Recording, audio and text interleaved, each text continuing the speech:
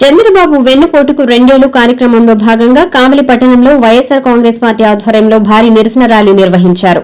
వైఎస్సార్సీపీ కార్యాలయం నుంచి అంబేద్కర్ సెంటర్ వరకు మాజీ ఎమ్మెల్యే రామిరెడ్డి ప్రతాప్ కుమార్ రెడ్డి ఆధ్వర్యంలో జరిగిన ఈ ర్యాలీలో సుమారు 500 బైకులతో పాటు దాదాపు 2000 మంది పార్టీ నాయకులు, కార్యకర్తలు, అభిమానులు భారీగా పాల్గొన్నారు.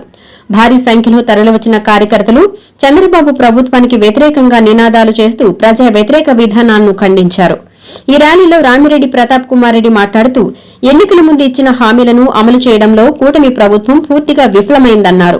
అధికారంలోకి వచ్చి రెండేళ్లు పూర్తవుతున్నా ప్రజలకు చెప్పుకోదగ్గ అభివృద్ది, సంక్షేమ కార్యక్రమాలు అందలేదని విమర్శించారు. ప్రజలను మభ్యపెట్టి అధికారంలోకి వచ్చిన చంద్రబాబు నాయుడు ఇచ్చిన హామీలను నెరవేర్చకుండా మోసం చేశారని ఆరోపించారు. నేడు ప్రజలు తాము చంద్రబాబుకు ఓటు వేసి మోసపోయామని బహిరంగంగానే ఆవేదన వ్యక్తం చేస్తున్నారన్నారు. భారీ ఎత్తున జరిగిన ఈ నిరసన ర్యాలీ కావలి పట్టణంలో రాజకీయ చర్చకు దారితీసింది. అధికారంలోకి వచ్చి 2 సంవత్సరాలైంది. ప్రతి ఒక్కరికి తెలుసు ఏ విధంగా ఈ కోటి హామీ ఇచ్చిందో. హామీ ఇచ్చి ఏ ఒక్కటి కూడా నెరవేర్చకుండా ప్రజలని ఏ విధంగా వెన్నుపోటు పెడుతుందో అందరూ తెలుసు. ఈ రోజుకి ఈ ప్రభుత్వం వెన్నుపోటు పెడితే 2 సంవత్సరాలు అవుతోంది. విద్యార్థులను, వ్యాపారస్తులను, ప్రతి ఒక్కరిని కూడా ఏ విధంగా వెన్నుపోటు పెడతామో మనం అంతా కూడా చూసాం.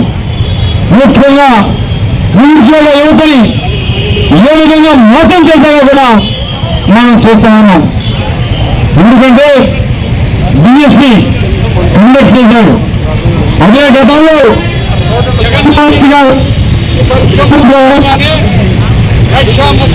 ఉద్యోగాలు, సచివాలయ ఉద్యోగాలు ఇవ్వడం జరిగింది. ఎక్కడ కూడా అవినీతి జరగకుండా నిష్పక్షపాతంగా ఎగ్జామ్లో ఉన్న ప్రతి ఒక్కరికి కూడా జరిగింది. ఈరోజు బిఎస్సీలో ఉద్యోగాలు ఇస్తే 100 అవకతవకలు. ఏ విధంగా మోసం చేశారో విద్యార్థులు అందరూ కూడా గుర్తించాల్సిన అవసరం ఉంది. స్పోర్ట్స్ కూడా గోల్డ్ మెడల్ వచ్చిన అతనికి ఉద్యోగం ఇవ్వకుండా మామూలుగా కాన్స్టిట్యూన్సీలో పోటీలో పాల్గొన్న ఉద్యోగం ఇచ్చిన పరిస్థితి మనం చూస్తున్నాం.